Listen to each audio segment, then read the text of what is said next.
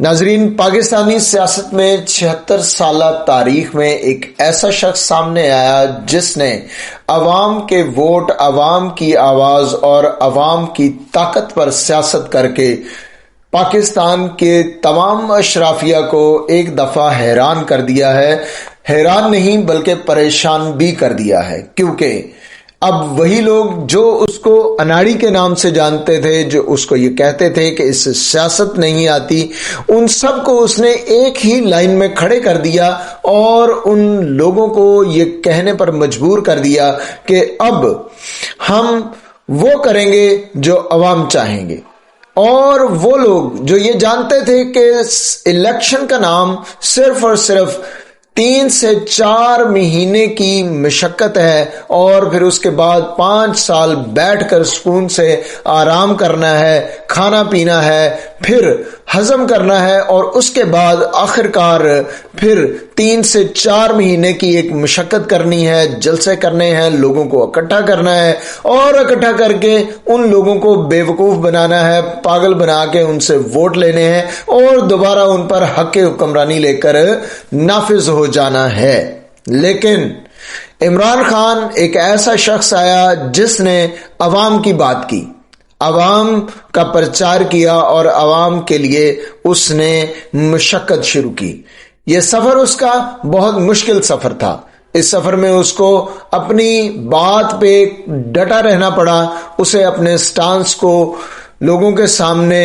جو ثابت کرنا پڑا، اور اس کے بعد سب سے مشکل کام یہ تھا کہ لوگوں کو یہ سمجھانا کہ تم لوگ غلام نہیں ہو۔ غلامی کیا ہے اور غلامی کیوں کرتے ہو، یہ بات لوگوں کے ذہنوں تک پہنچانا بڑا ضروری تھا، لیکن یہ کام اتنا آسان نہیں تھا۔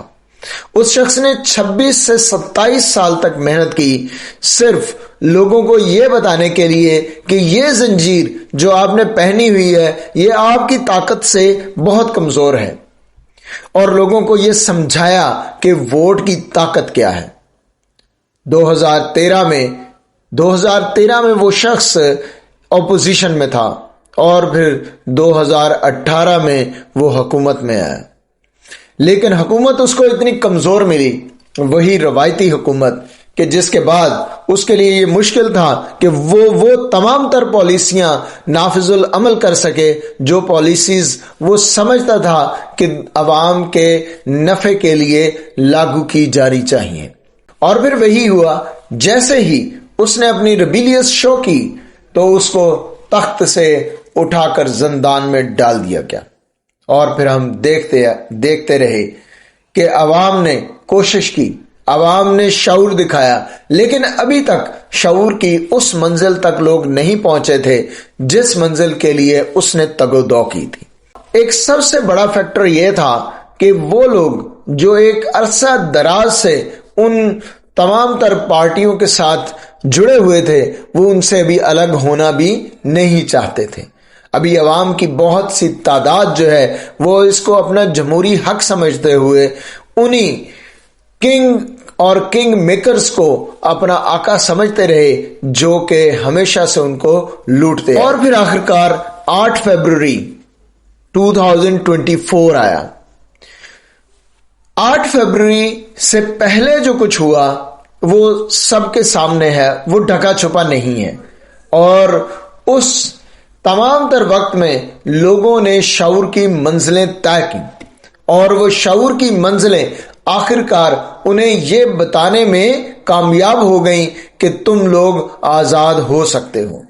تمہاری پرچی میں، تمہارے اس ووٹ میں طاقت ہے۔ اور آپ نے دیکھا کہ اس قدر طاقت استعمال کی گئی اس تمام تر الیکشن کو مینج کرنے کے لیے، اور دھاندلی کے تمام تر